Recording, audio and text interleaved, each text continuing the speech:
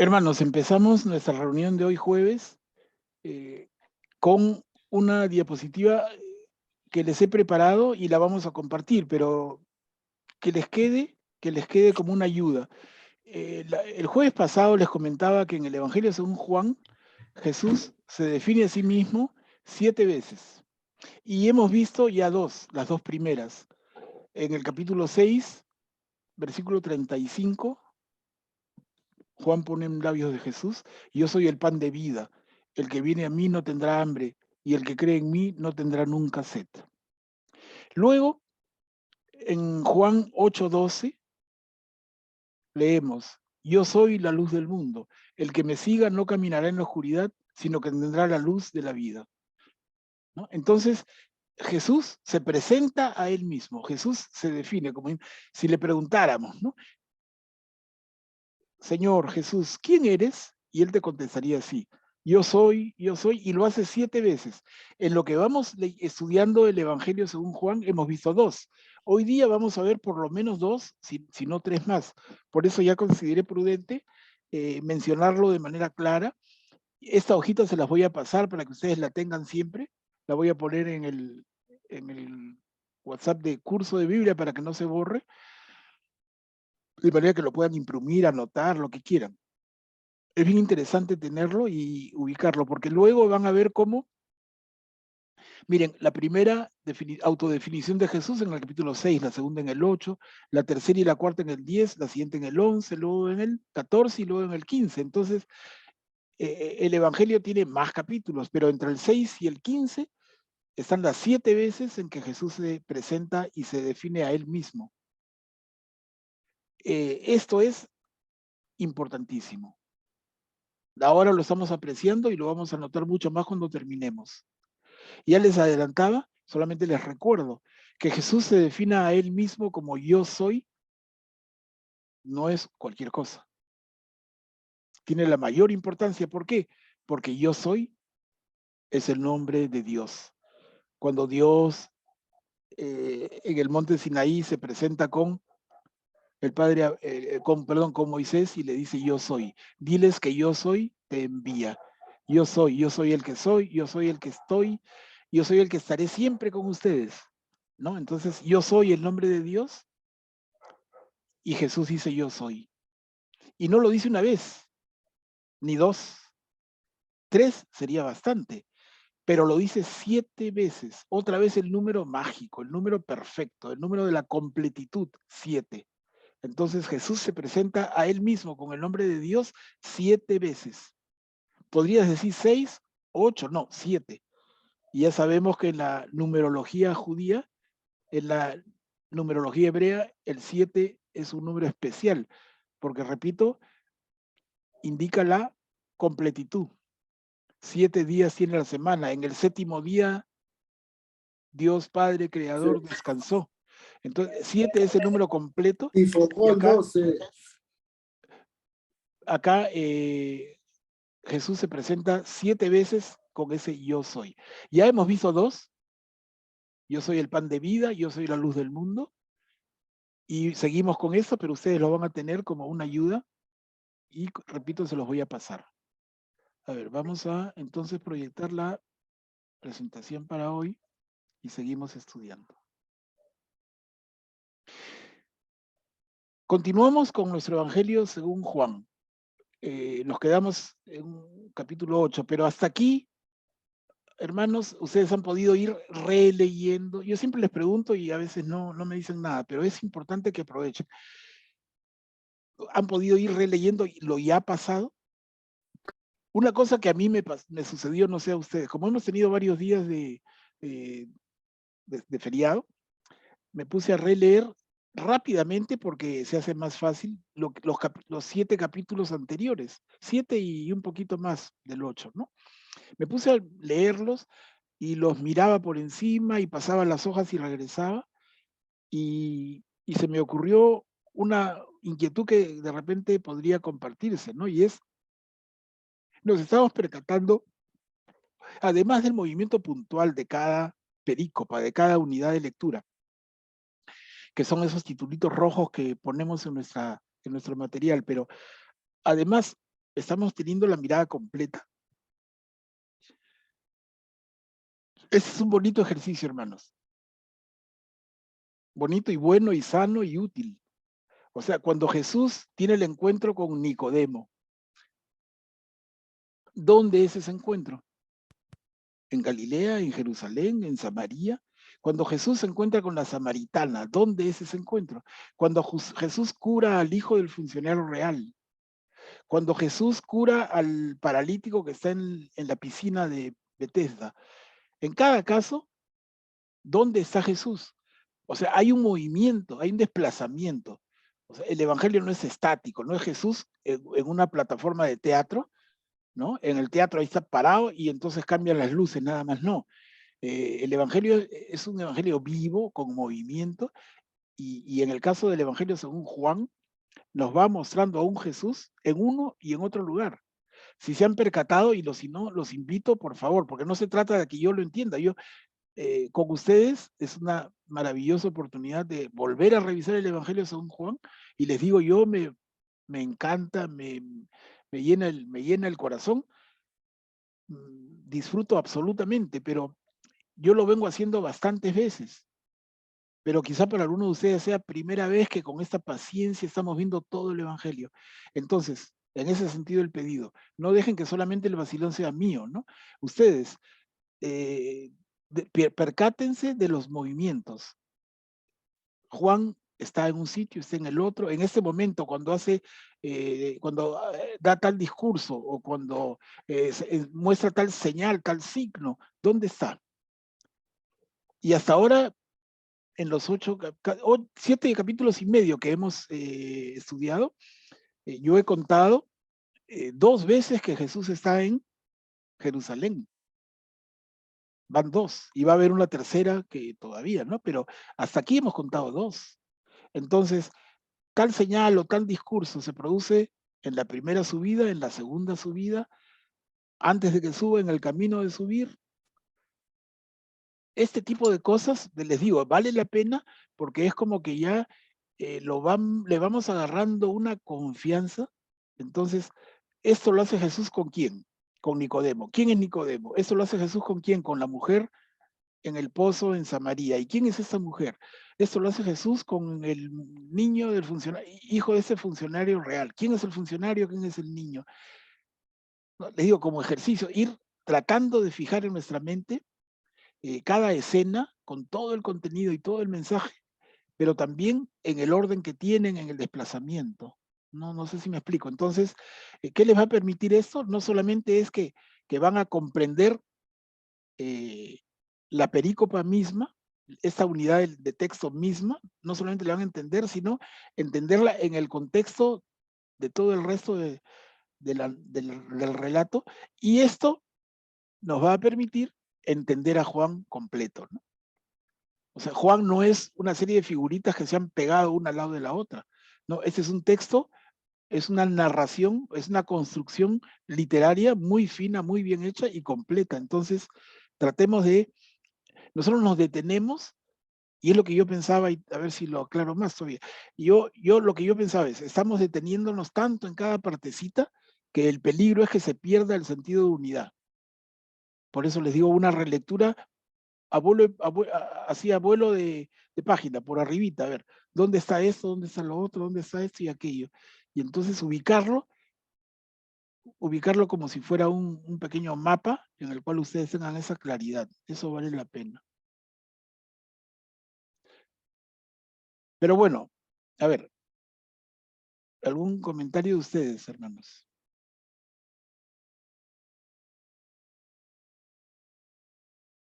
Mi nombre siempre escribe mal, ya está. ¿No hay nada?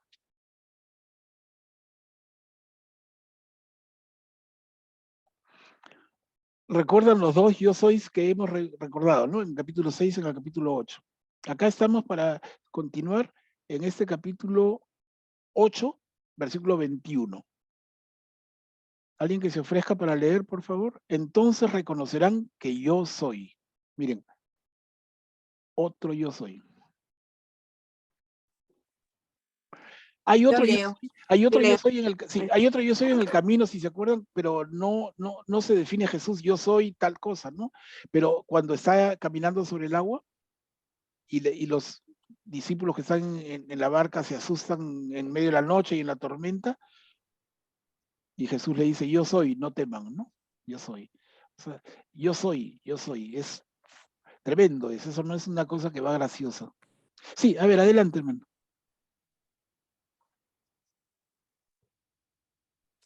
Yo leo. Sí, Julia, adelante. Gracias.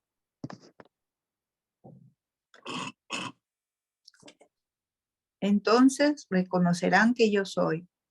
Jesús les dijo también, yo me voy y ustedes me buscarán y morirán en su pecado.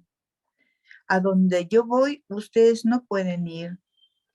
Los judíos se preguntaban, ¿pensará matarse para decir a donde yo voy, ustedes no pueden ir? Jesús continuó, ustedes son de aquí abajo, yo soy de lo alto. Ustedes son de este mundo, yo no soy de este mundo. Por eso les he dicho, ustedes morirán en sus pecados, porque si no creen que yo soy, morirán en sus pecados. Los judíos le preguntaron, ¿quién eres tú? Jesús le respondió, esto es precisamente lo que les estoy diciendo desde el comienzo. De ustedes tengo mucho que decir, mucho que juzgar, pero aquel que me envió es veraz. Y lo que aprendí de él es lo que digo al mundo. Ellos no comprendieron que Jesús se refería al Padre. Después les dijo, cuando ustedes hayan levantado en lo alto al Hijo del Hombre, entonces sabrán que yo soy y que no hago nada por mí mismo, sino que digo lo que el Padre me enseñó. El que me envió está conmigo y no me ha dejado solo, porque yo hago siempre lo que le agrada. Mientras hablaba así, muchos creyeron en él. Jesús dijo a aquellos judíos que habían creído en él, si ustedes permanecen fieles a mi palabra, serán verdaderamente mis discípulos. Conocerán la verdad y la verdad los hará libres. Ellos les respondieron, somos descendientes de Abraham y jamás hemos sido esclavos de nadie. ¿Cómo puedes decir entonces, ustedes serán libres? Jesús les respondió, les aseguro que todo el que peca es esclavo del pecado. El esclavo no permanece para siempre en la casa. El Hijo, en cambio, permanece para siempre. Por eso, si el Hijo los libera, ustedes serán realmente libres. Gracias, Julia. Muchas gracias. A ver, revisemos, hermanos, ese texto que ha leído muy bien Julia y a ver comentarios, ¿no? Yo les hago siempre el análisis más lingüístico y luego ustedes le añaden. Mire, tres cositas he marcado en amarillo. A donde yo voy, ustedes no pueden ir. Les dice eso y los judíos, o sea, ¿quiénes son esos judíos? Pueden ser los sacerdotes o pueden ser los fariseos. No entienden. ¿A dónde va? ¿Pensará matarse? Solamente quiero hacerles una mención en el sentido de que recuerden esta pequeñita frase porque se va a completar más adelante. Y no falta mucho. Más adelante Juan va a añadir a esto porque va a volver a decirle eso ya conversando con Pedro, porque acá está hablando con los judíos, ¿no? O sea, con los dirigentes judíos. Pero más adelante en el Evangelio, hablando con Pedro, Jesús le va a decir a Pedro, donde yo voy, ustedes no pueden ir. Donde yo voy, Pedro, tú no puedes ir. Y Pedro lo mira con una pena, con una nostalgia, con una impotencia, ¿no? Y Jesús en ese sentido le dice, Pedro, donde yo voy, tú no puedes ir, pero no te preocupes, porque yo voy primero para prepararles la casa y luego vendré por ustedes. Miren cómo se completa y cómo le da sentido a la vida eterna, ¿no? Y es lo que quería añadirles. O sea, finalmente, No hemos llegado ahí, pero ya nos está mencionando aquí. Donde yo voy, ustedes no pueden ir, pero añadirá después. Pero no se preocupen, yo me adelanto, voy a preparar las cosas allá y cuando esté listo todo, vendré por ustedes. Y en la lectura cristiana claramente está refiriéndose a nuestra muerte física y a ese paso a la vida con Cristo, a la vida con Jesús y al lado de Dios. Entonces, esto da un mensaje, no sé si lo estamos entendiendo así, por lo menos yo, un mensaje tan optimista de la muerte. Entonces, para un cristiano que comprende realmente la doctrina, que comprende realmente a Jesús, la muerte no es ninguna fatalidad. Claro que da pena, ¿no? Pero ¿qué cosa es lo que da pena? El desapego, el despedirte, el separarte. Mira, tú vives en Lima. La mayoría de nosotros vive en Lima, algunos viven en otras ciudades, pero la mayoría somos de Lima. Entonces yo les digo, ¿qué ciudad es la más linda del mundo para ti? Alguien me diría, no sé, París, de repente. Yo diría Quito, no sé. Entonces cada uno tendrá su ciudad soñada. Y yo te dijera, entonces, hermano, hermana, si te dan la oportunidad de ir a vivir a esa ciudad soñada, uy, me voy feliz, dices tú. Pero qué pena, porque acá voy a dejar gente que quiero. Alguien podrá acompañarme, pero la mayoría se van a quedar, amigos, familiares, las calles por donde camino, la bodeguita donde compro mi pan todas las mañanas, el café de la esquina donde me gusta sentarme a conversar con amigos. Esos detalles los voy a extrañar. Y ese es un poco natural, llevándolo al tema ya más importante y largo de la vida misma, es lo que uno va a extrañar cuando muere, ¿no? Pero de ahí a miedo, es que miedo debe tener el que no tiene fe, pero la persona que tiene una fe auténtica está en esta línea. Recordemos, hermanos, Jesús nos dice, donde yo voy, tú no puedes ir todavía. No te preocupes, yo voy a ir allá, voy a arreglar las cosas, te voy a arreglar tu habitación bien bonita, como te gusta, con sábanas limpiecitas, quieres tener una mesa para sentarte a leer, un sillón para ver tu televisión. No te preocupes, yo voy a ir, voy a prepararte el espacio y cuando estés listo vengo por ti. Ay, ay, ay. Señor, date una vuelta más larga, no vengas tan rápido, ¿no? Estamos. Miren cómo hay ya pequeños avances en Juan de lo que va a venir más adelante. Luego también en lo segundo que marqué en amarillo, hermanos, cuando dice el segundo párrafo, cuando ustedes hayan levantado en alto el Hijo del Hombre, entonces sabrán que yo soy. Y aquí no hay que ser ningún adivino, ¿no? Si lo leemos con un poquito de sabor cristiano y sabiendo lo que va a pasar, ¿cuándo es que ustedes, o sea, cuándo vamos a ver nosotros levantado en alto al Hijo del Hombre? El Hijo del Hombre es Jesús, ¿no? Y él se autodenomina Hijo del Hombre, tomando ese concepto desde el profeta Ezequiel, Hijo del Hombre, ¿no? Entonces, cuando hayamos levantado en alto al Hijo del Hombre, entonces sabrán, dice Jesús, que yo soy. ¿Cuándo levantamos en alto al Hijo del Hombre? En la En la cruz. cruz. En la cruz, exactamente. Miren, muy duro, pero este es Juan. Bienvenidos. Para Juan, y lo empezamos a ver, para Juan, la cruz no es un lugar de oprobio, la cruz no es un lugar de humillación, la cruz no es un lugar de castigo para Jesús. La cruz, y lo adelanto con cargo que lo vayamos viendo mucho más, la cruz es la gloria de Jesús, es el trono de Jesús. Si Jesús es el rey, ese es su trono. Entonces nosotros miramos la cruz, un hombre clavado, desangrándose y sufriendo ese dolor tan intenso, y ese dolor es el trono del Rey Jesús. Pablo va a decir más adelante, bueno, aunque más atrás, ¿no? Porque Pablo escribe sus cartas por lo menos 40 y poco más de 40 años antes que este evangelio.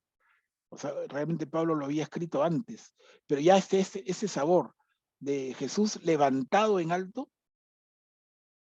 esto para Juan es clarísimo. Y acá hay una diferencia con los 3 evangelios sinópticos, Marcos, Mateo y Lucas. Para Marcos, para Mateo y para Lucas, la cruz es un lugar donde Jesús sufre tanto. Pero para Juan hay una mirada tan diferente y lo vamos a ver con mucho más detalle cuando avancemos en las siguientes semanas, ¿no? Estamos un poquito más de la mitad ya del Evangelio, pero en las siguientes semanas vamos a ver esto, la pasión de Jesús. Y cómo para Juan la pasión de Jesús es más que un lugar de sufrimiento, de lágrimas de sangre, no, es la gloria de Jesús. Entonces acá lo adelanto nomás. Sabrán que yo soy cuando me hayan levantado en alto. Y la tercera que había marcado, que es una maravilla, ¿no? Miren, dice, conocerán la verdad y la verdad los hará libres. Esta frase es de una potencia absoluta, ¿no? Y uno dice, oye, la verdad los hará libres, y lo escucha, lo ves escrito hasta también como muchas frases así tan cortas y a la vez con tanto significado. En Lima la vemos escrita hasta en los parachoques de los microbuses, ¿no? La verdad los hará libres. Pero, ¿de dónde es esa frase? ¿Quién la dijo? ¿Un gran filósofo? ¿Un premio Nobel? ¿Un escritor? Miren, Evangelio según Juan, en el capítulo 8. Conocerán la verdad y la verdad los hará libres. Y ese concepto también es un concepto de Pablo. Si recuerdan, y lo veremos, Pablo en sus cartas tiene, sobre todo en la carta a los Gálatas y un poco en la carta a los Romanos, pero ese sentido de la libertad del cristiano, ¿no? Pablo va a darle muchísima fuerza a que el Señor nos ha hecho libres. Miren, y cómo se complementa esto, ¿no? Somos libres en la medida en que conocemos la verdad. Pero, ¿qué significa conocer la verdad? Fácilmente entenderemos con Juan poco a poco también. Si yo no conozco el Evangelio, si yo no conozco a Jesús, ¿conozco la verdad? Yo soy libre porque conozco la verdad, pero si no conozco la verdad, entonces no soy libre. Miren cómo entonces el sentido de nuestro esfuerzo de cada jueves y el trabajo entre semana de que ustedes lean la Biblia, ahora el Evangelio según Juan, ¿para qué? Para conocer la verdad. Lee la Biblia y vas a conocer la verdad, y esa verdad te hará libre. Pero entonces alguno se preguntará, como en el último párrafo, ¿no? Entonces, oye, ¿qué dice ese Jesús? ¿Acaso yo no soy libre? ¿Cómo puedes decir eso? Ustedes serán libres. Yo soy libre, ¿acaso soy esclavo? Dice el judío que le responde. No, yo no soy esclavo, yo soy libre. Pero eso nos hace pensar, ¿es que realmente somos libres? Y si no somos libres, porque diríamos, yo no soy esclavo, yo no estoy en prisión, yo soy libre, pero ¿realmente libre? ¿Es que hay ataduras que no reconoces? ¿Estás presa de un vicio? ¿Estás presa de algo que te jala más fuerte que nada en esta vida? Y lo que más jala, y lo vamos a ver en el Evangelio, es el dinero. Al final, esa es la gran esclavitud del ser humano, mira, siglo XXI ahora, pero de aquella época también. Hoy el dinero te permite comprar el carro último modelo y tener un yate en el Caribe y un castillo en Europa, ¿no? Como Cristiano Ronaldo, un avión, o perdón, como el futbolista que se ha divorciado de Shakira, ¿no? Un avión particular. Entonces, el dinero, pero se convierte en el Dios dinero. Y en ese sentido, leer esto, ¿no? Cuando Juan pone en boca de Jesús, conocerán la verdad y la verdad los hará libres. Y diríamos como los judíos de aquella época, ¿qué estás hablando, Señor? Yo soy libre, no soy esclavo. Y Jesús está diciendo, ¿eres libre? ¿Eres libre? ¿Eres libre tú de elegir? ¿O es que estás atrapado por tantas necesidades que tú mismo te has inventado? Que necesitas dinero y cuando tienes dinero quieres más dinero y quieres tener seguridad y quieres tener tremendos ahorros, como que eso te garantizara qué cosa, la salud, la vida. Nadie sabe, realmente deseamos lo mejor para cada uno, pero la salud es tan frágil que se pierde en cualquier instante y la vida es tan frágil que se pierde en cualquier momento. Entonces, qué es lo que vale y qué es lo que cuenta, pero ¿somos libres? En fin, son temas que dan para mucho, ¿no? Son temas que dan para mucho, pero les digo, miren, algunas cositas que ya encontramos en esta pequeña perícopa, Juan 8, del 21 al 36. Bueno, ya me extendí demasiado. Les doy la palabra, hermanos, a ver un alcance más que quieran hacer. A ver, Manuel Pablo, Sí, Julia. yo pienso que Cristo aparece en esta parte de Juan a nosotros como aquel que trae al hombre la libertad basada sobre la verdad, ¿no?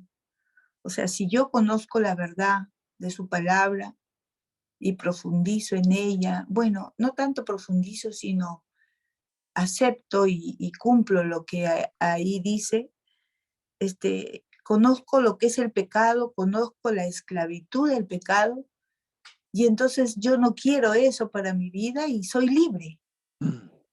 Mi libertad es en el momento que yo le conozco su verdad y no quiero ser esclava del pecado, quiero ser libre en él y hacer su voluntad, ¿no? Eso es lo que yo pienso. Excelente, Julia. Excelente complemento. Muy bien dicho, sí. ¿Alguien más, hermanos? Sí, también como decía Julia, creo que es una gracia tremenda el reconocerse pecador, ¿no? Y el problema era de ellos que, como eran tan cumplidores de la ley, ellos no creían que eran pecados. Por eso eran, si hubiesen sido ciegos, después habla de eso, ¿no? Esa ceguera a su propio pecado.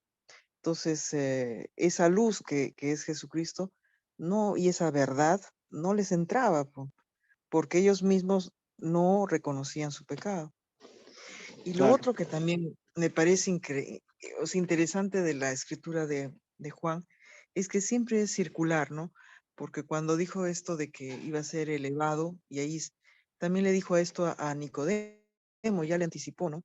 Y como Moisés elevó la serpiente en el desierto, así tiene que ser elevado el Hijo del Hombre, para que todo el que crea tenga en él la vida eterna. Excelente. Ya le estaba también anticipando lo mismo que como que les dice de a poco, ¿no? Primero los profetas dijeron, después yo lo estoy diciendo y después ya pueden ver la luz de lo que está hablando, ¿no? Claro. Claro, Diana, muchas gracias. Perfecto. Por lo menos de mi parte, totalmente de acuerdo también con esta intervención. Perfecto. A ver, continuamos. Juan capítulo 8, versículo 37. Si fueran hijos de Abraham, obrarían como él. ¿Alguien que pueda leer? ¿Puedo leer yo? Marcela, gracias. Si fueran hijos de Abraham, obrarían como él. Yo sé que ustedes son descendientes de Abraham, pero tratan de matarme porque mi palabra no penetra en ustedes. Yo digo lo que he visto junto a mi padre, y ustedes hacen lo que han aprendido de su padre. Ellos le replicaron, nuestro padre es Abraham. Y Jesús les dijo, si ustedes fueran hijos de Abraham, obrarían como él. Pero ahora quieren matarme a mí, al hombre que les dice la verdad que ha oído de Dios. Abraham no hizo eso, pero ustedes obran como su padre. Ellos le dijeron, nosotros no hemos nacido de la prostitución. Tenemos un solo padre, que es Dios. Jesús prosiguió, si Dios fuera su padre, ustedes me amarían, porque yo he salido de Dios y vengo de él. No he venido por mí mismo, sino que Él me envió. ¿Por qué ustedes no comprenden mi lenguaje? Es porque no pueden escuchar mi palabra. Ustedes tienen por padre al demonio y quieren cumplir los deseos de su padre. Desde el comienzo, Él fue homicida y no tiene nada que ver con la verdad, porque no hay verdad en Él. Cuando miente, habla conforme a lo que es, porque es mentiroso y padre de la mentira. Pero a mí no me creen porque les digo la verdad. ¿Quién de ustedes probará que tengo pecado? Y si les digo la verdad, ¿por qué no me creen? El que es de Dios escucha las palabras de Dios. Si ustedes no las escuchan, es porque no son de Dios. Gracias, Marcela. Fuerte, fuerte Juan, ¿no? Si Ujú. ustedes no escuchan las palabras de Dios, entonces no son de Dios. Fuerte. A ver, ¿comentarios, hermanos?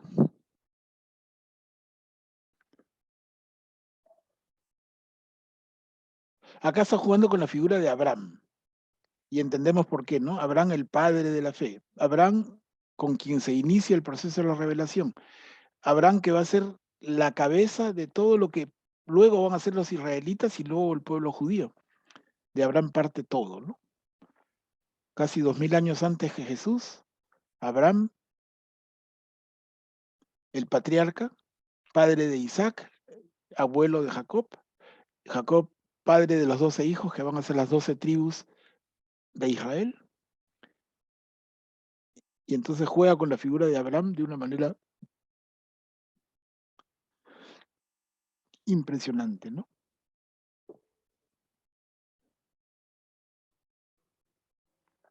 Está claro, ¿no? No hay comentarios. A ver, continuamos. ¿Acaso eres tú más grande que nuestro padre Abraham? Juan 8, 48.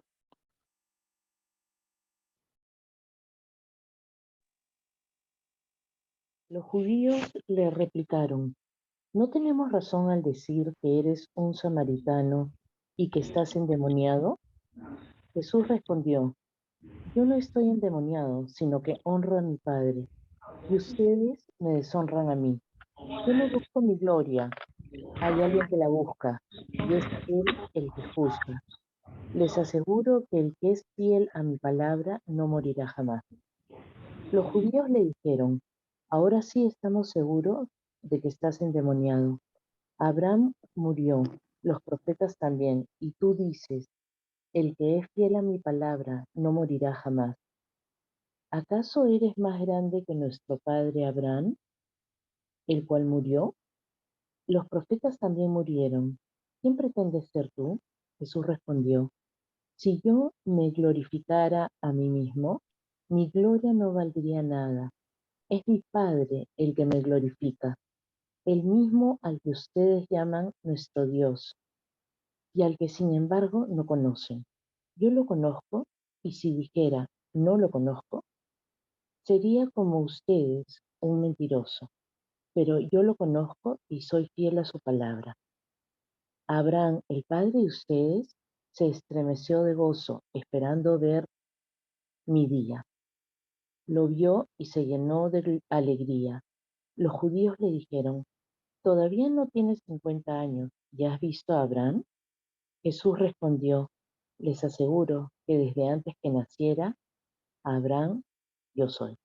Entonces tomaron piedras para apedrearlo, pero Jesús se escondió y salió del templo. Gracias, Mari Carmen. ¿Comentarios, hermanos?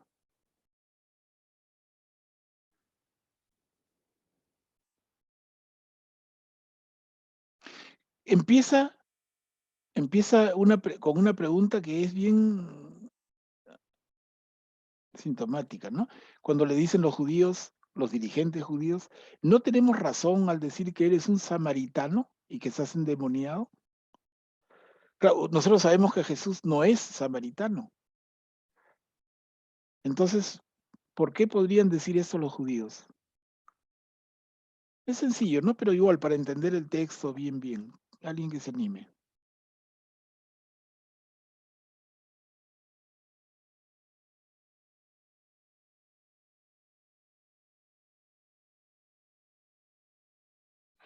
¿Se acuerdan?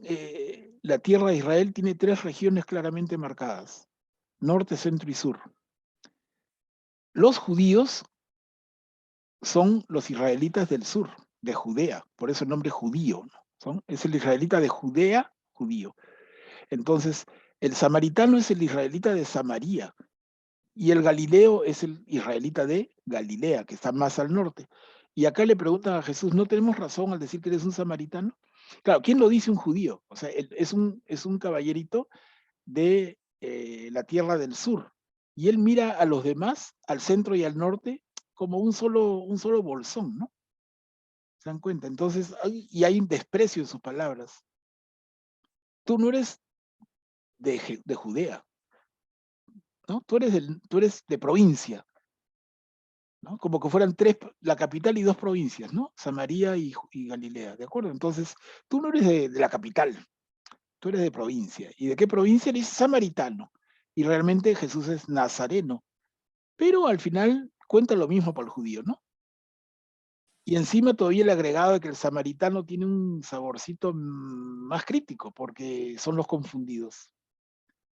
Ya lo hemos visto varias veces, ¿no? El samaritano, a raíz de la invasión asiria, por el año 700 y tantos, casi 800 años antes de Cristo, esa invasión asiria, el traslado de los israelitas de esta zona hacia Nínive, y cómo quedan tropas asirias en el terreno conquistado, y cómo el pueblo, las mujeres jovencitas del pueblo, finalmente van creciendo, se enamoran ¿de quién? De los soldados asirios, y forman familias mixtas, ¿no? De religión mixta, donde el jefe de familia es un asirio y la esposa es una israelita, y entonces, ¿cómo se crían esos hijos? Los hijos se crían con los dioses de la mamá y los dioses del papá. La mamá tiene al dios Yahvé y el papá tiene los dioses Baal. Y entonces ahí viene la mezcolanza durante siglos y el desprecio de los israelitas del sur, los propiamente después llamados judíos, y van a decir, esos samaritanos no tienen una fe clara. Esos samaritanos son medio herejes, ¿no? Medio salvajitos. Así como adoran a Yahvé, adoran a otros dioses. Son unos politeístas, tienen varios dioses. Los desprecian, realmente los desprecian. Y cuando hablan a Jesús, lo meten en ese saco. Miren, fuerte, ¿no? No tenemos razón al decir que eres un samaritano, que estás endemoniado, ¿no? Quería solamente para que vean un poco lo que encierran esas palabras, ¿no?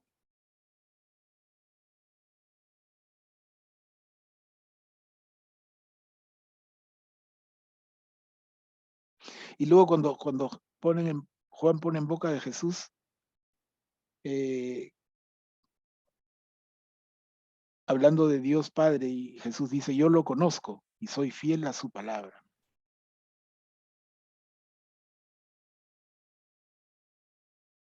Y sigue la comparación con Abraham, ¿no?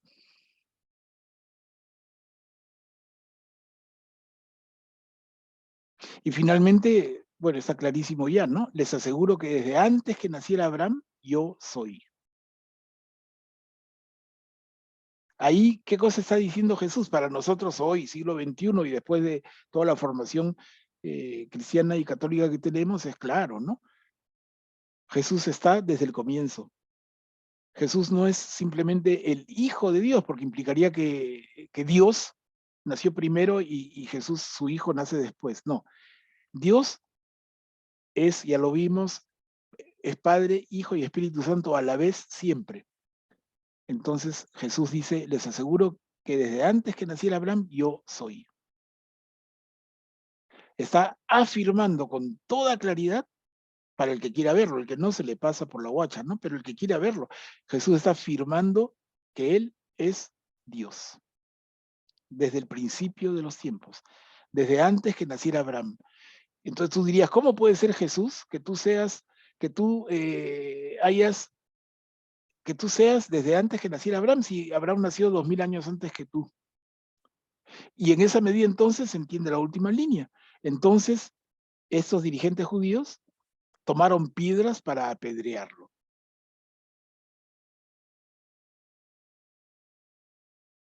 ¿Cómo podríamos entender esto? También les digo muy sencillo, pero para que no quede en ninguna duda, ¿no? Que no se nos escape nada. ¿Por qué podemos entender esto? Toman piedras para apedrearlo. ¿A quién se apedrea en la cultura judía? ¿Por qué motivo se apedrea? ¿Porque has robado una gallina o has robado una canasta de fruta? ¿Porque has mentido? ¿Porque has calumniado? ¿Qué cosa tienes que haber hecho para que te apedreen? Hay una sola razón en la ley de Moisés que merece la pena de apedreamiento, o sea, que te maten a pedradas. Hay una sola razón, y esa razón es la herejía. A la herejía. La herejía. Entonces, aquí los judíos están sintiendo de Jesús una herejía. ¿Y cuál es esa herejía? Lo que acabamos de leer. Les aseguro que antes que naciera Abraham, yo soy. Ese judío que escucha, a ese no se le pasa nada. Yo soy, es Dios.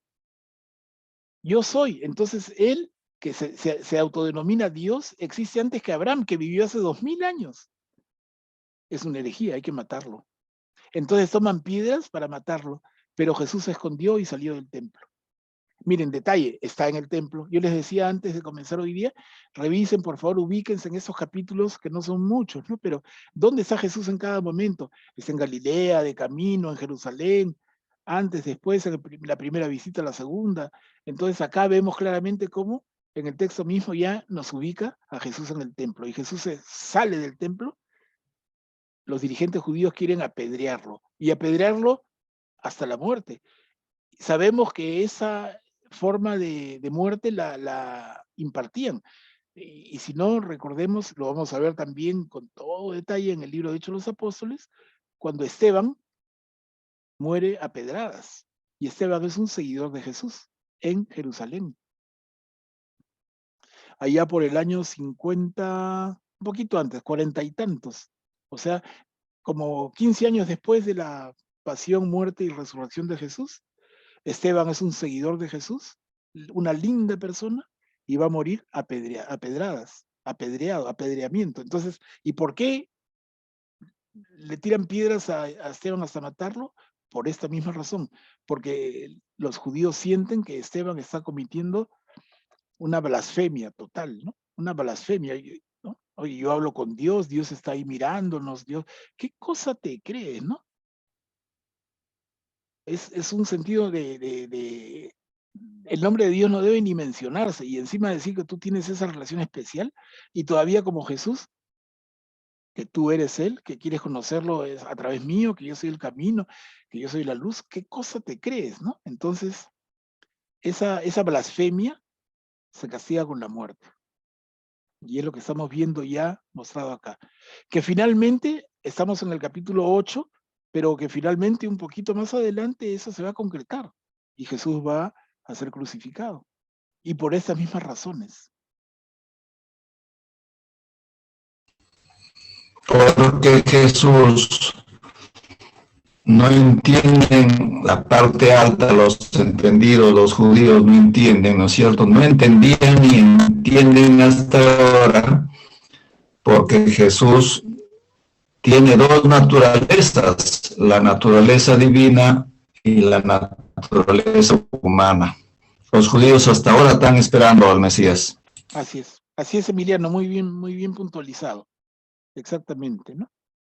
Los judíos no lo entienden. Ahora, yo repito siempre, con Juan hay que tener cuidado. Los judíos no son todo el pueblo judío, porque hay parte del pueblo judío que va a seguir a Jesús. Los apóstoles son judíos. Entonces, cuando nuestro querido Juan habla de los judíos, recuerden siempre, se refiere a los dirigentes judíos y especialmente a los sacerdotes saduceos. Los saduceos son así los que están crispados y le tienen alergia a Jesús, porque Jesús amenaza su estatus, sus privilegios. Jesús es una amenaza clarísima a los saduceos, más que nada, ¿no? Pero bien, a ver, continuamos entonces, hermanos. Capítulo 9. Y aquí vamos a entrar con un acontecimiento muy interesante. Me puso barro sobre los ojos, me lavó y ahora veo. Juan 9, versículo 1. Yo leo. Gracias, Anita. Me puso barro sobre los ojos, me lavó y ahora veo. Al pasar vio a un hombre ciego de nacimiento. Sus discípulos le preguntaron, Maestro, ¿quién ha pecado, él o sus padres, para que haya nacido ciego? Ni él ni sus padres han pecado, respondió Jesús. Nació así para que se manifiesten en él las obras de Dios. Debemos trabajar en las obras de aquel que me envió. Mientras es de día, llega la noche, cuando nadie puede trabajar. Mientras estoy en el mundo, soy la luz del mundo. Después que dijo esto, escupió en la tierra, hizo barro con la saliva y lo puso sobre los ojos del ciego diciéndole, ve a lavarte a la piscina de Siloé, y que significa enviado. El ciego fue, se lavó y al regresar ya veía. Los vecinos y lo que antes lo habían visto mendigar se preguntaban, ¿no es este el que se sentaba a pedir limosna? Unos opinaban, es el mismo. No respondían otros, es uno el que se parece. Él decía, soy realmente yo. Ellos le dijeron, ¿cómo se te han abierto los ojos? Él respondió, ese hombre que se llama Jesús hizo barro, lo puso sobre mis ojos y me dijo, ve a lavarte a Siloé. Yo fui, me lavé y vi. Ellos le preguntaron, ¿dónde está? Él respondió, no lo sé. El que había sido ciego fue llevado entre los fariseos. Era sábado cuando Jesús hizo barro y le abrió los ojos.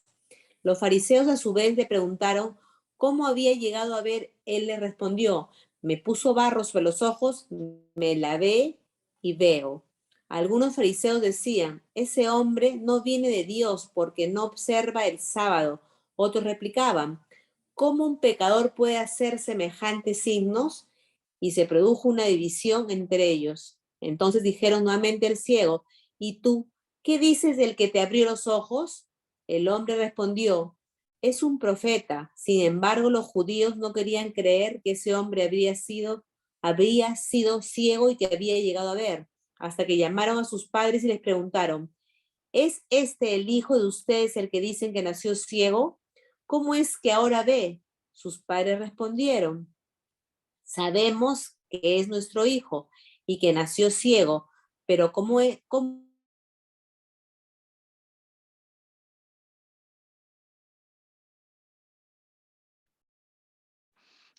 Anita, no se te escucha.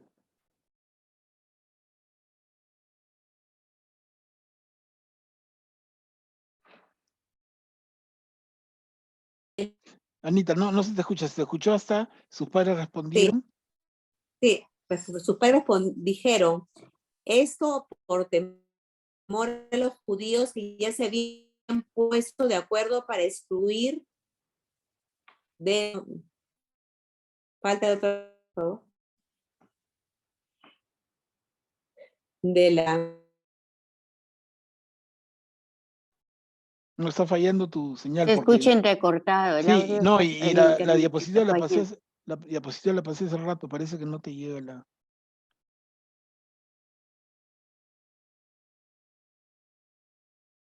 Hola, Anita. Problema de señal. Si, alguien que continuara, por favor. Sí, pero por favor, ¿puede retroceder? Ya, dice. A ver, Ana, continuamos de Ana a Sí, Ana. sí, sabemos que es nuestro hijo y que nació ciego, pero ¿cómo es que ahora ve y quién le abrió los ojos? No lo sabemos. Pregúntenle a él. Tiene edad para responder por su cuenta. Sus padres dijeron esto por temor a los judíos que ya se habían puesto de acuerdo para excluir de la sinagoga al que reconociera a Jesús como Mesías. Por esta razón dijeron, ¿tiene bastante edad? Pregúntenle a él. Los judíos llamaron por segunda vez al que había sido ciego y le dijeron, glorifica a Dios. Nosotros sabemos que ese hombre es un pecador. Yo no sé si es un pecador, respondió. Lo que sé es que antes yo era ciego y ahora veo. Ellos le preguntaron, ¿qué te ha hecho? ¿Cómo te abrió los ojos? Él respondió, ya se los dije y ustedes no me han escuchado. ¿Por qué quieren oírlo de nuevo? ¿También ustedes quieren hacerse discípulos suyos? Ellos lo injuriaron y le dijeron, tú eras discípulo de ese hombre, nosotros somos discípulos de Moisés. Sabemos que Dios habló a Moisés, pero no sabemos de dónde es este. El hombre le respondió, esto es lo asombroso, que ustedes no sepan de dónde es a pesar que me ha abierto los ojos. Sabemos que Dios no escucha a los pecadores, pero sí al que lo honra y cumple su voluntad. Nunca se oyó decir a alguien que alguien haya abierto los ojos a un ciego de nacimiento. Si este hombre no viniera de Dios, no podría hacer nada. Ellos le respondieron, tú naciste lleno de pecado y quieres darnos lecciones, y lo echaron. Ajá. Gracias, gracias, Ana. A las dos Anas, ¿no? De nada. Me puso barro sobre los ojos, me lavó y ahora veo. Miren, yo, a ver, hago unos comentarios rápidos y les paso el micrófono. Primera cosa, lo que marqué en amarillo, maestro, le preguntan los discípulos a Jesús, ¿quién ha pecado, él o sus padres, para que haya nacido ciego? ¿Por qué puntualizo esto? Ya lo hemos hablado, creo, antes, pero igual, es bien trascendente esto, ¿no? ¿Por qué? Porque está desnudando una idea muy adentrada en la cultura judía. Y es que si tú sufres de algo, es porque estás pagando algún pecado, tuyo o de tus padres, ¿no? Entonces, estamos en pleno tiempo de Jesús y ante la presencia de este ciego de nacimiento, los discípulos le preguntan a Jesús, ¿quién pecó, él o sus padres, para que haya nacido ciego? ¿Y cuál es la respuesta de Jesús? Ni él ni sus padres han pecado. Está poniendo en tela de juicio un concepto que está tan adentrado que es casi como un paradigma. Oye, no me digas oye, si hay sol es de día y si el sol se ocultó ya se hace la noche. O sea, no me digas que las cosas no son así. 2 y 2 suman 4, no me digas que suman 6 o 8.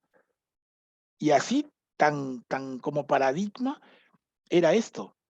Si un hombre sufre, en este caso de ceguera de nacimiento, entonces, ¿qué está pagando? ¿Un pecado de él o de sus padres? La pregunta es de absoluta trascendencia para el momento de Jesús y para el momento nuestro actual. Porque yo todavía hoy escucho, y a veces no nos damos cuenta cómo hablamos, ¿no? Pero, ¿qué estará pagando, pues? ¿No? Ese comentario con diferentes palabras, pero lo tenemos casi como en la punta de la lengua muchos. Le sucede algo a alguien y el otro dice, ¿y qué estará pagando? Y Jesús te dice, nada, ni él ni sus padres. Pero bueno, no quiero hacerla larga solamente para puntualizarles y que reparen en este detalle, pero ya con algunos hemos visto y con otros podremos volver a ver. En el Antiguo Testamento hay un libro especial que trata de este tema. Es del sufrimiento del ser humano. Y sobre todo, cuando el que sufre es un inocente, es una persona que está en la línea con Dios, que no es una persona que sea pues un sinvergüenza y un bandido, ¿no? No, es una persona buena. El libro de Job. Job es el más bueno de su tiempo, el más justo, el más derechito, el más amigo de Dios. Y a Job le toca en vida sufrir como pocos. Entonces, ese libro que está en el Antiguo Testamento y que fácil podemos datar de 600 años o más antes de Cristo, miren, 600 años antes que este Evangelio, 700 años antes, fácil también. ¿Cómo es entonces posible que alguien pague un pecado que no ha cometido? Y Job no había cometido ningún pecado. Entonces, ese libro ya tiene este mensaje. Pero todavía, a pesar del libro de Job, que está escrito y forma parte de la Biblia hebrea, a pesar de ello, esos judíos también formados no llegan a reparar del todo. Porque si no, no tendría sentido que los discípulos le preguntan a Jesús, ¿no? Maestro, ¿quién pecó, él o sus padres? Ya el libro de Job aclara, les digo, siglos antes, pero varios siglos antes, ya aclara que esto no es así, que era una falsa creencia, pero esas cosas que se meten en la cabeza del pueblo, difícil de sacarlas. Bueno, y han pasado, estamos en el siglo XXI de la era cristiana y todavía habemos muchos que pensamos así, ¿no? Un comentario. Luego por acá. Bueno, acá el problema es que además del signo que hace Jesús, es que era sábado. Y los fariseos no son tanto, ¿no? Los saduceos reniegan y critican que Jesús abra los ojos en sábado. ¿Quién es este, no? ¿Quién es este sino un pecador? Porque el que es de Dios respeta el sábado. Si Jesús es de Dios, ¿cómo es que no respeta el sábado? Ese cuestionamiento muy claro. Ya vimos hace un ratito la herejía, ¿no? De Jesús hablando de Dios con esa familiaridad. Y acá vemos que no respeta el sábado. Y hermanos, ya vamos anotando dos. Y estas son las dos grandes razones por las cuales Jesús es crucificado, ¿no? Esta relación que pretende establecer con Dios y que a los ojos de los sacerdotes judíos no corresponde, es una blasfemia, y el no respetar el sábado. Son los dos pecados, así. La fiscalía va a acusar a Jesús por dos causas, y son esas dos: la blasfemia y el irrespeto del sábado.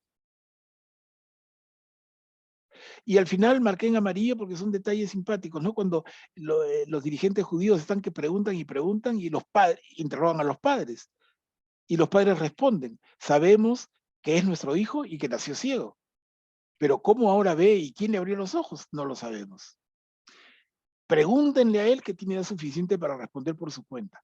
Se dan cuenta el detalle, ¿no? Mira qué humanos, qué actuales también. O sea, los padres son hijos de ese muchacho que ya es un hombre, es mayor de edad, y los padres no quieren comprometerse más.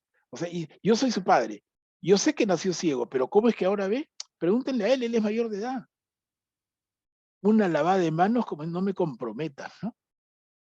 No me comprometas. Entonces es el papá y mamá se sacuden y pregúntenle a él. Él es mayor de edad, yo no tengo por qué dar cuenta de sus actos, ¿no? Y eso es un poco lo que... Y acá marqué también, hablando los dirigentes judíos, hablando del tema, dicen: sabemos que Dios habló a Moisés, pero no sabemos de dónde es este por Jesús, ¿no? Sabemos que Dios habló a Moisés, pero no sabemos de dónde es Jesús. Entonces, acá claramente está Moisés y Jesús, y Moisés absolutamente superior a Jesús. Cosa que en el Evangelio va a ser al revés. Respeto a Moisés, pero Jesús absolutamente superior a Moisés, ¿no? ¿Comentarios, hermanos? Disculpen que comparta mi comentario, o tal vez una ocurrencia. Me voy a trasladar a la creación, al Génesis, donde Dios creó al mundo, y ahí dentro del mundo está la tierra, y la tierra es barro, y Dios creó a Adán con barro, y vemos que el pecado se originó, claro, con Adán y Eva, y Jesús está sanando con barro. Entonces aquí es algo extraordinario, ¿no? Que si Adán fue creado con barro para ser administrador de la tierra, está con todos los sentidos, y perder un ojo en este caso es fácil de entender que con el poder de Dios, pues con barro sanó, recuperó la vista. Claro, Emiliano. Gracias. Gracias, Emiliano, bien puntualizado, ¿eh? Excelente. Excelente, y Emiliano nos invita al momento mismo de la creación. Eso correspondería a lo que ha comentado Emiliano, como ejercitándonos, ¿no? Corresponde al relato de la creación, pero sabemos que hay dos relatos. ¿Corresponde al primer relato o al segundo relato?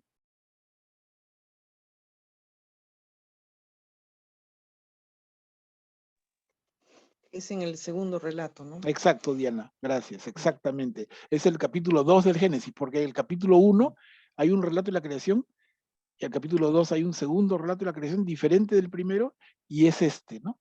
Jesús hizo al hombre de barro y a la mujer de la costilla del hombre, o eso está mal traducido, realmente es del costado del hombre, no es una costilla, ¿no?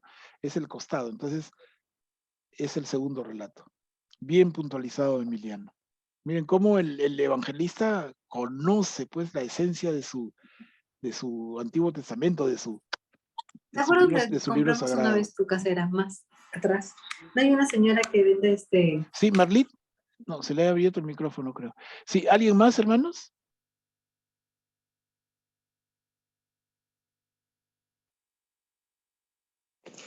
Lo que yo estaba pensando también que esta pregunta de los discípulos es, si la ponemos en el contexto de ahora, ¿no? No con el contexto que ellos también pensaban en juzgar, ¿no? Porque es algo estéril, ¿no? Pretendían juzgar el culpable, y al tener el culpable, quizás eximirse de un juicio y exonerarse de hacer más por este ciego, ¿no? Porque si le preguntaba, no, que pecó el ciego o pecó los padres, es una pregunta sin respuesta, absurda, sí. Es como mirar el mal, pero como una desgracia, ¿no? Mirar la enfermedad como desgracia.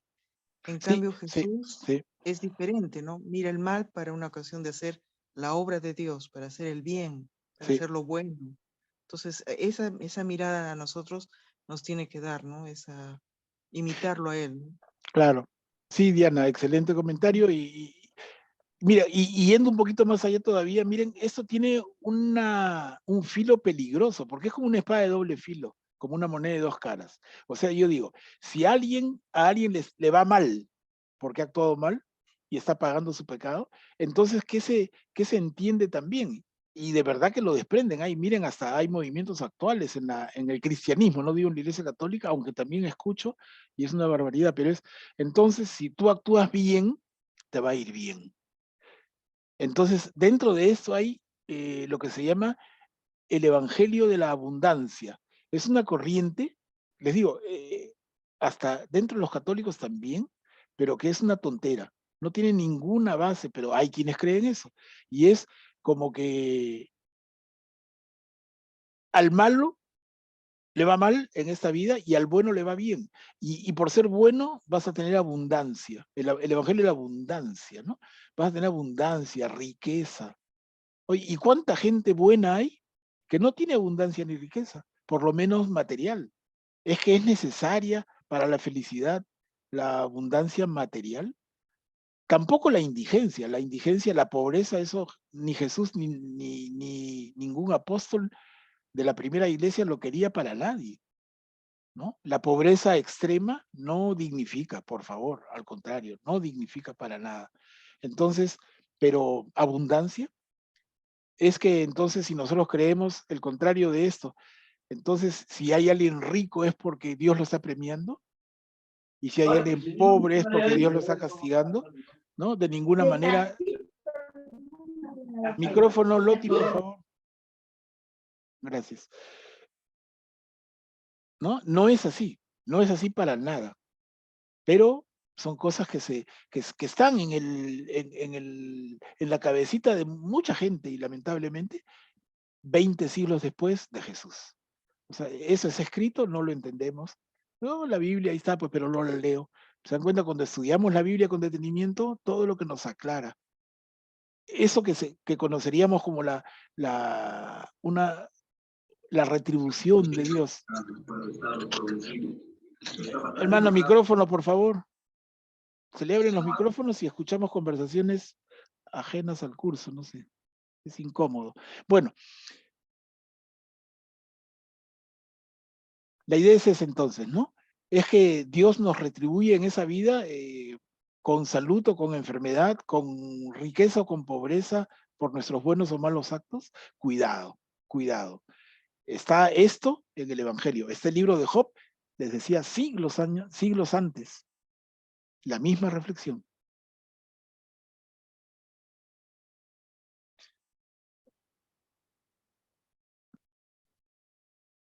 A ver, leemos un poquito más. ¿Crees en el Hijo del Hombre? Juan capítulo 9, versículo 35.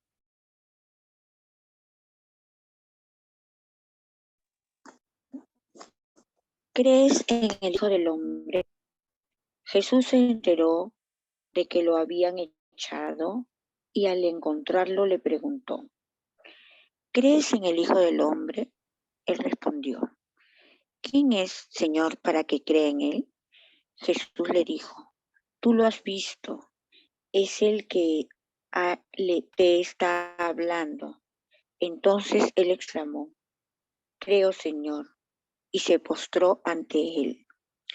Después Jesús agregó, he venido a este mundo para un juicio, para que vean los que no ven y queden ciegos los que ven. Los fariseos que estaban con él oyeron esto y le dijeron, ¿acaso también nosotros somos ciegos? Jesús le respondió, si ustedes fueran ciegos, no tendrían pecado, pero como dicen, vemos, su pecado permanece. Gracias, Carmela. ¿Algún comentario de este texto tan lindo?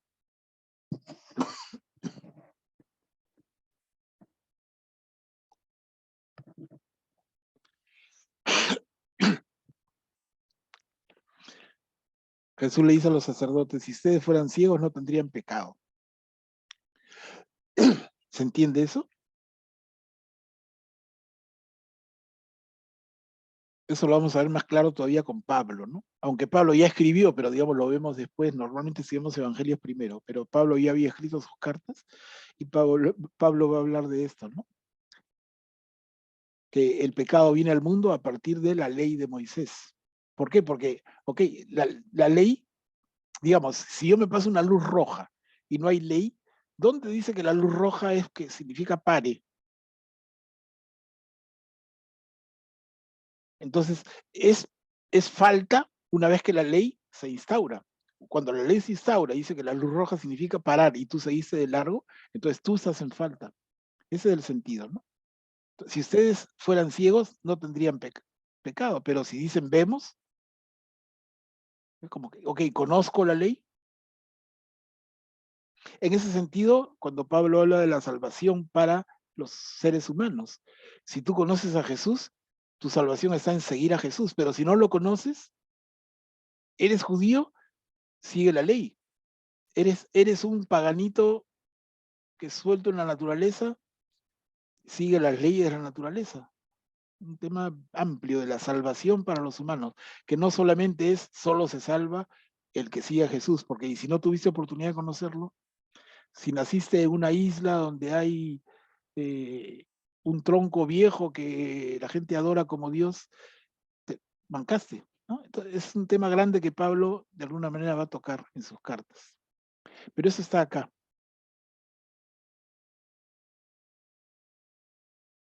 Mire, y avancemos al capítulo 10, versículo 1. El que entra por la puerta es el pastor de las ovejas.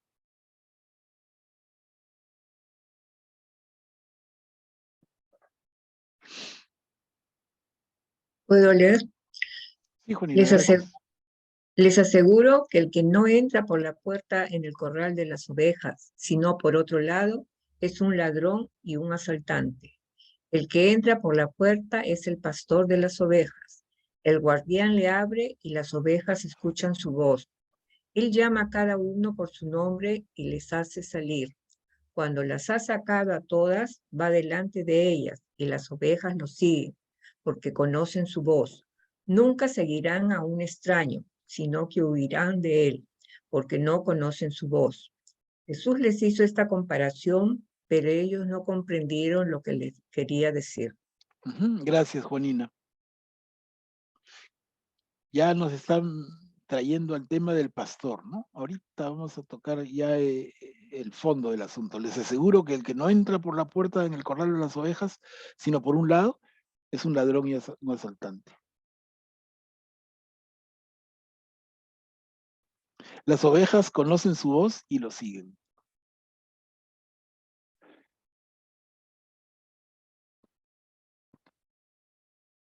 Esto nos hace inevitablemente volar.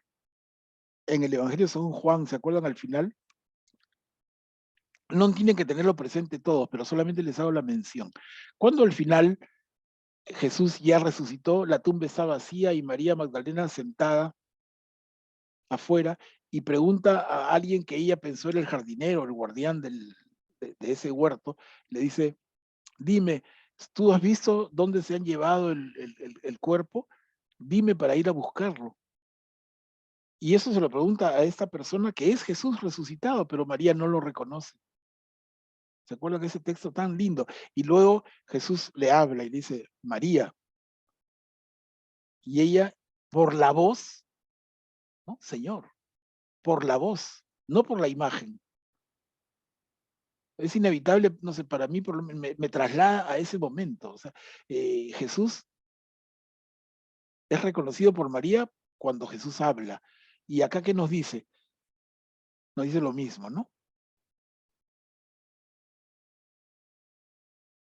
Las ovejas escuchan su voz, porque conocen su voz.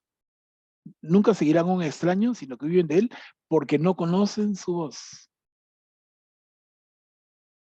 Qué detalle tan hermoso, ¿no? Y la pregunta para nosotros, un poco haciendo lección divina, ¿no? Y siglo XXI, ¿y yo conozco la voz de Jesús? ¿Me doy cuenta cuando me llama? ¿O es que no me llama nunca? Y acá, inevitablemente, también regreso a un montón de siglos antes que Jesús, la época del Samuel, pero cuando Samuel era niño. ¿Se acuerdan que Samuel era niño y estaba dedicado a servir al sacerdote Elí?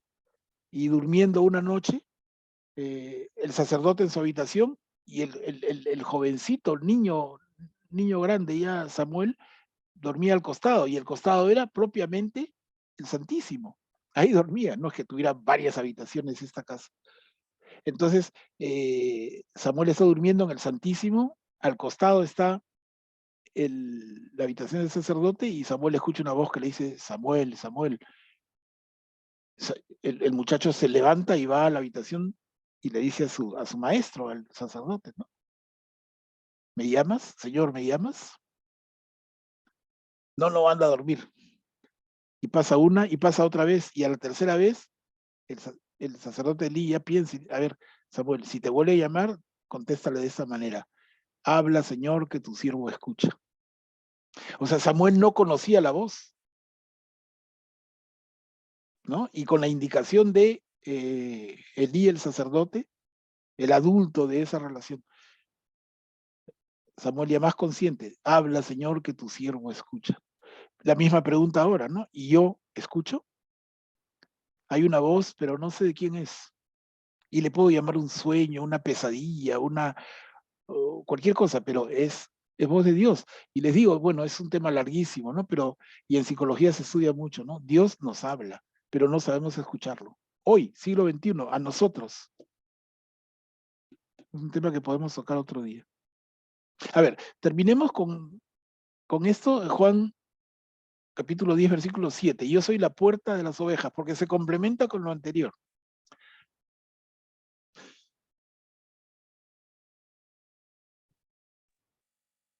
Yo leo.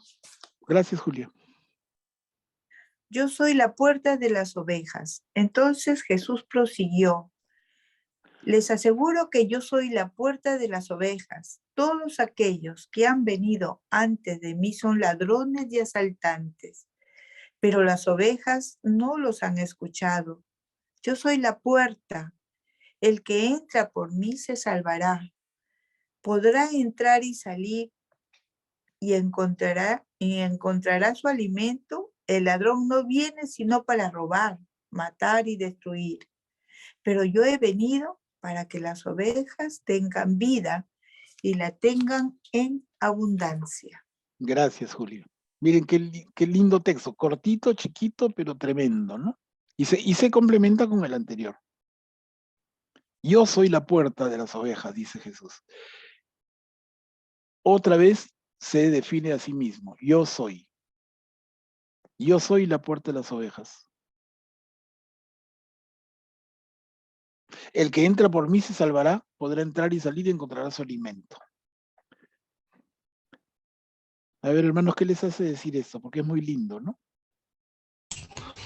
Aquí estamos viendo que nosotros tenemos que ser humildes, las ovejas son humildes, y con humildad tenemos que conocer su palabra. Eso es lo que estamos haciendo, conocer su palabra para seguir al pastor, para seguir a Jesús, porque Jesús es el líder y Jesús se arrodillaba cada rato arriba ante su papá para recibir los consejos y todo el proyecto que él hizo en la tierra.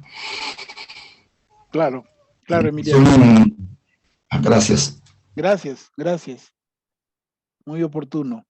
¿Alguien Manuel más? Pablo. Sí, adelante. Manuel Pablo, en la anterior de 10:1:6 en la escritura habla que él es el pastor, pero ahora habla que él es la puerta y que por allí tenemos que entrar, ¿no?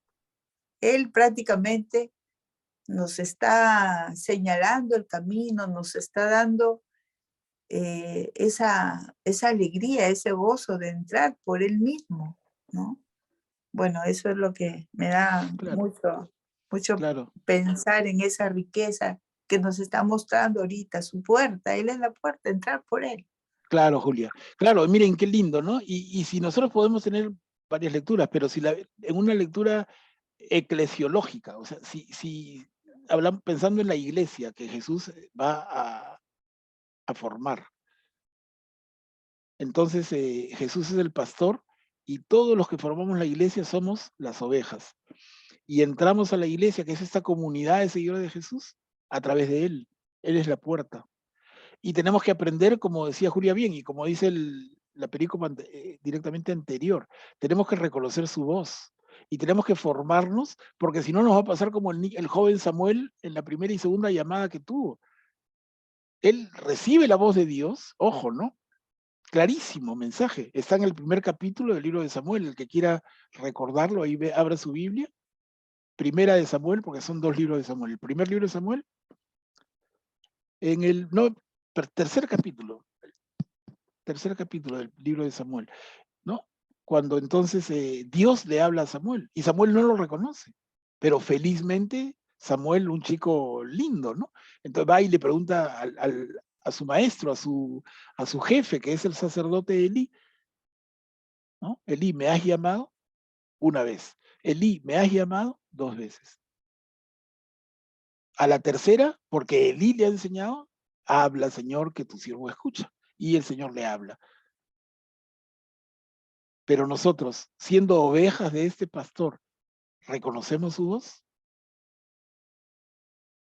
Es tremendo tema, de verdad que yo creo que nos debe hacer pensar por lo menos un rato esta noche. Es importante que aprendamos a conocer su voz.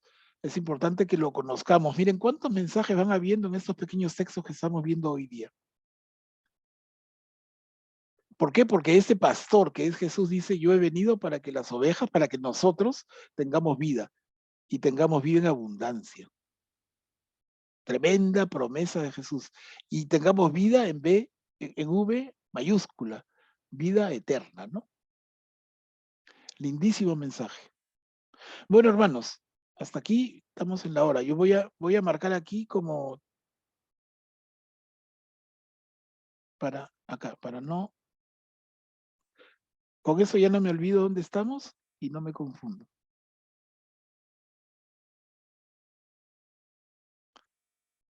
¿Algún comentario final? Aprovechemos un minutito si es que quisiera alguien comentar algo. Yo quisiera reiterarles, miren, por favor, estamos deteniéndonos, eso es bueno y malo a la vez, estamos deteniéndonos en cada partecita del Evangelio de San Juan. Estamos cumpliendo el compromiso de no saltarnos nada. En algunos casos el comentario es más largo, en otros menos, pero no estamos saltando nada. Y eso es bueno, pero a la vez esto encierra un peligro. ¿Y cuál es?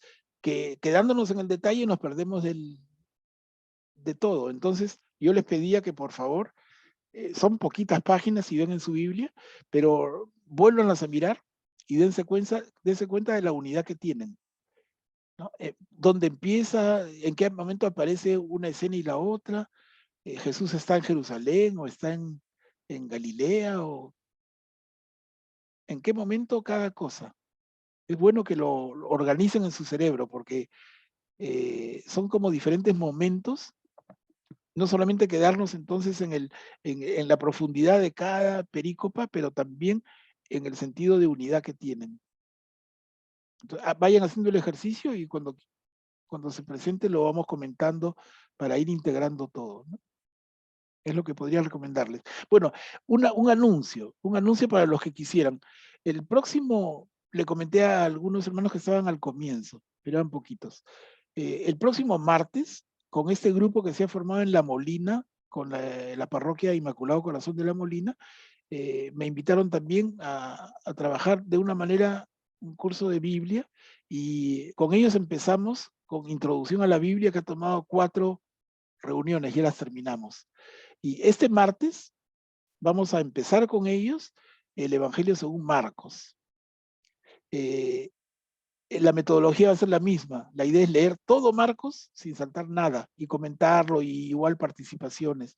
Entonces, ¿por qué les digo esto? Porque quiero invitarlos, en todo caso, porque tampoco es que estén todo el día pegados al internet, pero yo grabo las reuniones, entonces lo que podría hacer es a nuestro grupo, en nuestra WhatsApp que se llama Curso de Biblia, lo que puedo hacer en la noche de cada martes es subir el link de la grabación de la sesión del Evangelio según Marcos. Entonces, ustedes tendrían como que, el que quiera, ¿no? El que no quiera tampoco, pero el que quiera puede tener como un doble estudio, porque estaríamos trabajando nosotros los jueves el Evangelio según Juan, y a la vez recibirían el martes lo único, el Evangelio según Marcos. La única diferencia va a ser que cuando miren así las caritas van a ser otras caritas, pero somos igual todos hermanos cristianos, igual gran mayoría de mujeres y pocos hombres. Las mujeres sacaban katana en temas cristianos, ¿no? Los hombres somos más relajados. Pero el que quiera, también le puedo dar el link. El que quiera me avisa si es que quiere estar conectado en vivo y en directo, ¿no? Pero si no, les paso la grabación y la ven el rato que quieran. Y si no la ven, la escuchan, porque ahora tenemos la posibilidad de ver la imagen de los textos y también escuchar como audio, ¿no? También el que quiera me avisa por el WhatsApp y yo le puedo enviar el texto del Evangelio según Marcos, como lo hemos diseñado, que tiene... Alguien me diría, ¿para qué es si yo tengo mi Biblia? Pero es que, como se pueden dar cuenta, yo le introduzco unos subtítulos en letras rojas, que hace la pausa. Porque si no, como los tienen las Biblias tradicionales, es un texto largazo, y lo que yo trato de hacer es textos más cortos, de manera que haya pausa y pausa cada rato. Entonces, con eso, el que quiera, le paso el texto como se los he preparado para que puedan seguir las reuniones en la grabación, ¿no? Eso les ofrezco a partir del próximo martes, más o menos a 10, 10 y cuarto de la noche, que ya terminé de procesar, lo subo al YouTube y les aviso, para el que quiera, ¿no? Hermanos, el que quiera, ahí está el link. El que no quiere, no quiere, y el que no puede, no puede, porque sé que tienen un montón de cosas que hacer. Manuel Pablo, Sí. va a ser con el mismo nombre, perdón que te interrumpí, con el mismo nombre, comprendiendo la Biblia, como vas a mandar el de Marcos también. Sí, claro. No, es que ese es el canal que creé hace un año, y a ese canal subo los videitos. Lo que no sé, Ya. lo que tengo que hacer es ordenarlo, que está un desorden, pero sí, a ese canal se suben los videos, ¿no? Ya, porque sí, ahí he visto el último video, el anterior, el del jueves pasado. Ah, sí, el jueves pasado, y el del lunes con el grupo de La Molina, que fue Pablo. Les presenté a Pablo, pero en una sola sesión con PowerPoint, pero que les dije ya en la última, ¿no? Porque yo no quiero que se acostumbren a ser alumnos tradicionales, no, no, acá somos chamberos, entonces leemos la Biblia. Y si se trata de Claro. Pablo, ya leemos Pablo, leemos Lucas, leemos Marcos, pero no que me cuenten, ya esa es otra historia. O sea, los lunes también has pasado YouTube, lo de Pablo. No, solamente Con el- una, Ana, uno de Pablo, nada más hay. Ah, ya. Uno de Pablo, que es la sesión 4 del curso Introducción a la Biblia. Ahí están las 4. ¿no? Ya, Ese ok. curso para el curioso, la primera sesión fue ¿qué es la Biblia? La segunda sesión fue los evangelios, así bien general. La tercera fue el Antiguo Testamento, bien general. Y la cuarta fue cartas de Pablo, así también bien general. ¿Quién es Pablo? ¿Por qué escribe cartas? ¿De qué trata? Pero en una sola, en una sola. Entonces ya lo siguiente es entrar a los textos. Y ahí está lo lindo, ¿no? Manuel Pablo, Hay que tener paciencia porque perdón, de verdad cansa, pero bueno, a la vez vale la pena, ¿no? Sí, Ana. quiero hacerte una pregunta porque no recuerdo. ¿Pablo escribió las cartas antes que los evangelios Claro, o no, antes, mucho antes, antes? antes. Mira, así como respuesta puntual, Jesús nace en el año 0, que no es, Ujú. nació antes, ¿no? O sea, bien raro. Cristo nació antes de Cristo, es que se contó mal. Nació como en el año Mm. 4 o 5 de la cuenta que tenemos, pero no nos compliquemos. Si Jesús nació en el año 0 y muere por el año, y muere y resucita por el 33. año 33, Pablo escribe sus cartas a partir del año 54 hasta el año 60, más o menos. Mm, Y el primer evangelio, que es Marcos, se escribe en el 70. y 70, claro. El Mm. segundo Mateo en el 80, el tercero Lucas en Y el el 90 tercero Lucas y Juan, que y estamos estudiando, en el 100. en Entonces, el 100. si nosotros comparamos a Pablo con Juan, Pablo escribe casi 50 años antes que Juan. Alucina, ¿no? Es un montón de tiempo. Por eso es que él se dice, y con toda seguridad, acá no hay ninguna duda, el que diga lo contrario no ha estudiado. Pero el primer escrito del Nuevo Testamento son las cartas de Pablo. Cuando Pablo escribe no había nada de Nuevo Testamento.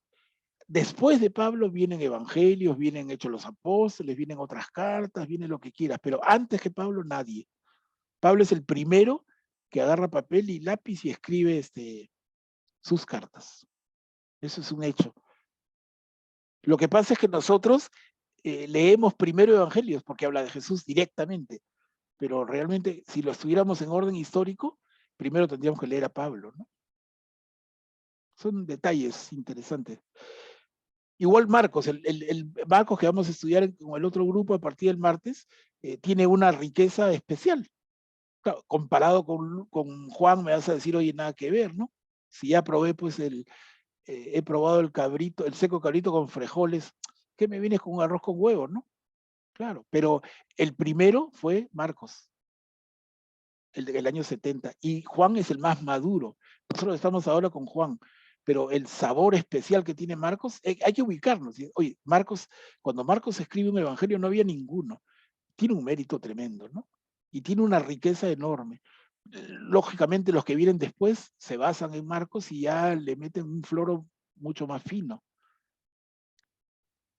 Bueno, entonces quedamos así ya, les he anunciado el inicio, y como digo, al que quiera, ¿no? No es ninguna obligación de nada, acá hacemos todo como absoluta libertad, pero si alguien quiere, le anuncio, me avisa, y si quiere estar en tiempo real, le doy la clave de acceso. El que no, lo puede ver en grabación, y el que no, ni lo ve en grabación, no importa, no pasa nada, depende de cada uno. Bueno, hermanos. Gracias, Manuel Pablo, por la invitación. No, gracias a ustedes Muchas siempre. gracias. Sí, gracias, don Manuel. Yo voy a estar ahí. Gracias, Manolito. No, con Un todo gusto. abrazo. Vamos a terminar Gracias. entonces con una oración final. No nos podemos ir sin una oración. ¿Quién se anima? A ver.